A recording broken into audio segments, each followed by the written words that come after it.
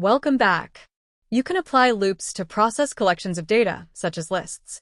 Our goal in this exercise is to find the product, or the result of multiplying all numbers stored in a list.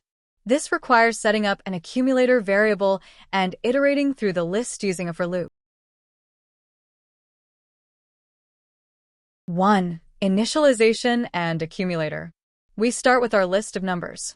Crucially, we must initialize a variable called the accumulator to hold our running product. Unlike calculating a sum where the accumulator starts at 0 for a product, the accumulator must start at 1 so that the first multiplication yields the correct result. 2. Iterating and Updating. We use the for loop to iterate directly over the list. In each iteration, the loop variable, which we call number, takes the value of the next list element.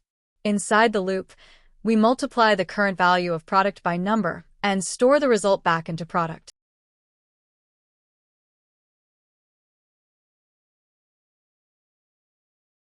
Three. Final output. After the loop completes all iterations, the product variable holds the final result, which we display using an f-string.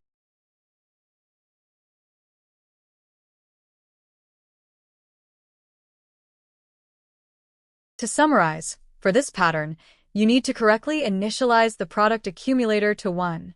The for loop then systematically updates this accumulator with the result of multiplying the current value by the next list item. Our next lecture 09.12.